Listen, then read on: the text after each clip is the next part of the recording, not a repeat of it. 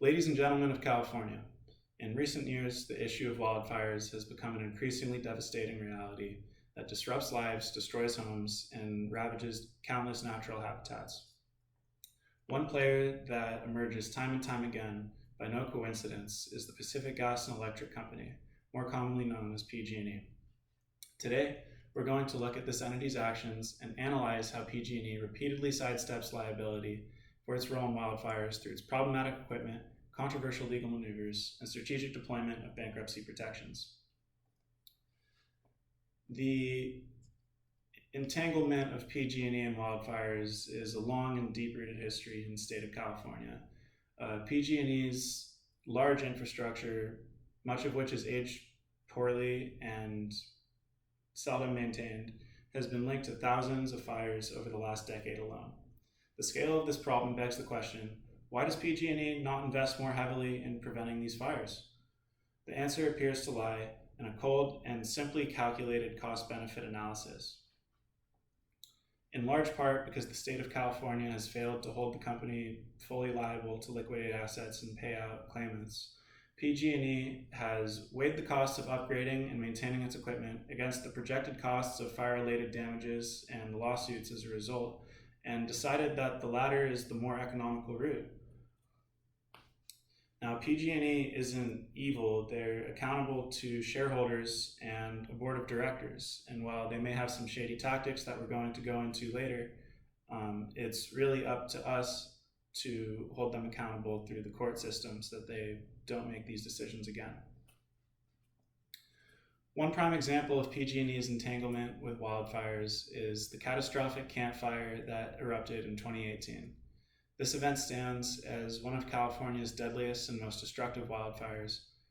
PG&E's electrical transmission lines, which were not supposed to be operated due to a high wind advisory, were operated anyways to provide power to the town of Paradise.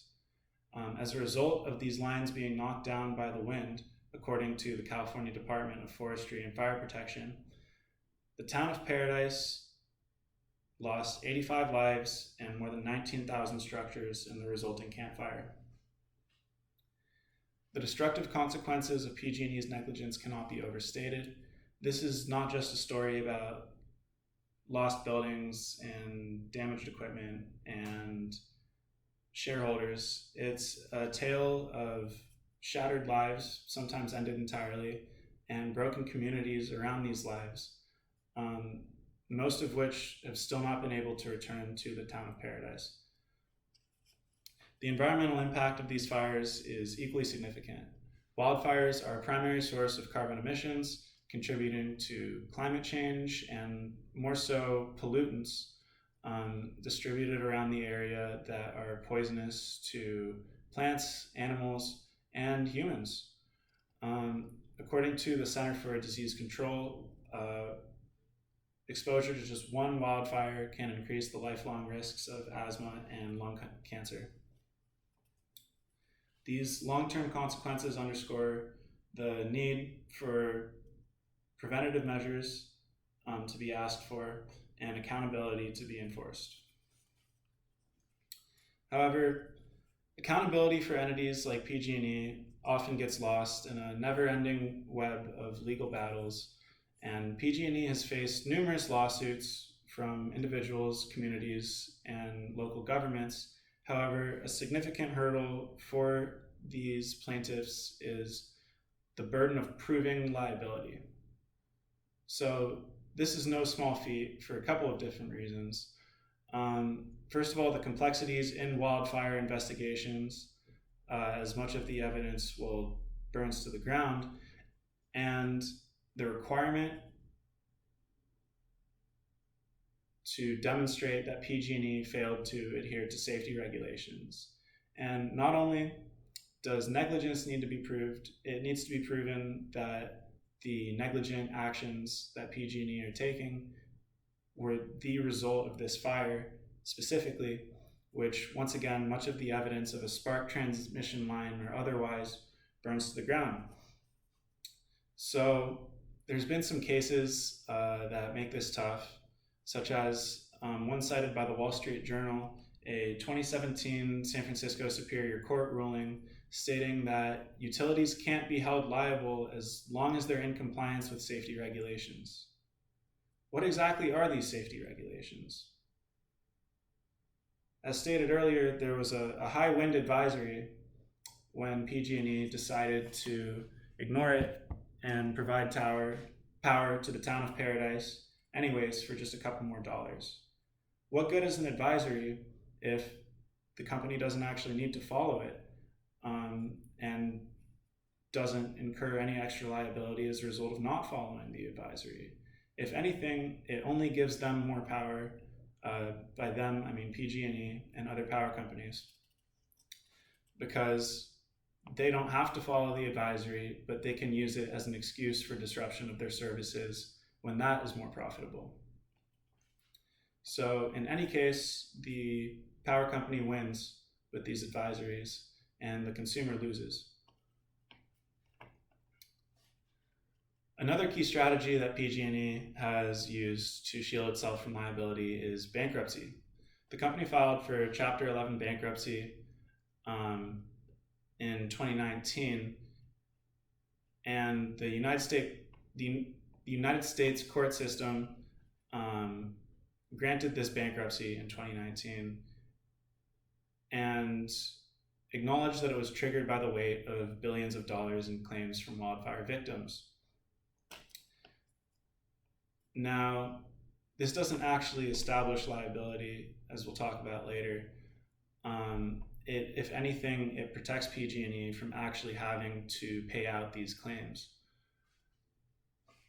It just restructures the company and its assets, including hundreds of millions of dollars in transmission lines and power processing facilities. And as a result of this restructuring, new and additional lawsuits need to be filed, and it becomes just like a dog chasing its tail for claimants ever trying to get a cent of their damages that PG&E is responsible for back. Also, while navigating the waters of bankruptcy, PG&E has continued to project a facade of financial instability. Now, critics argue that this is part of a broader strategy to downplay the perceived responsibility that PG&E has and their ability to pay out claims, which they claim that they're unable to do. Now, a large part of this is on the accounting books, writing much of their material assets, such as the lines and power plants, as liabilities through some creative accounting. Finally, we can't overlook the significant lobbying efforts and public relations campaigns that PG&E has undertaken. They've sold millions of their shares to political insiders in California. They've hired several PR agents to manage the company's reputation and minimize the perceived impact of these incidents and public backlash against them when the court ruling determined that they would not be liable for paying out the victims of the Camp Fire. In a world increasingly driven by perceptions and reactions, these strategies are a powerful tool in PG&E's ability to avoid liability. Once again, this is because the legislative and judicial pressure that needs to be waged against PG&E in large part will need to be pushed by the public itself and hold not only the company but our government accountable to hold the company accountable. To conclude, the intersection of wildfires, Pacific Gas and Electric, and accountability is a complex one. However, the company's role in wildfires is undeniable, and the devastation that these fires cause is catastrophic.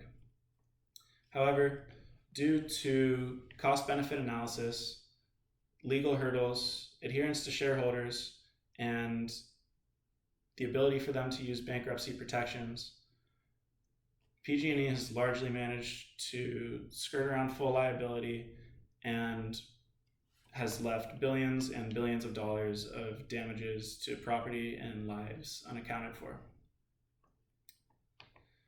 The result of all this underscores a pressing need for systematic change. We need to demand greater corporate responsibility as a public, stricter regulations from our representatives, and more effective oversight of these utilities. We need to ensure that companies like PG&E prioritize the safety of our communities over profits, and we need to rethink our approach to managing and protecting our communities from the horrors of wildfires. Together, we can raise awareness of these issues, push for accountability, and work towards a future where our communities and wildlife are safe and our corporations are responsible. Demand a safer, more fair, and more accountable future, Californians. Thank you.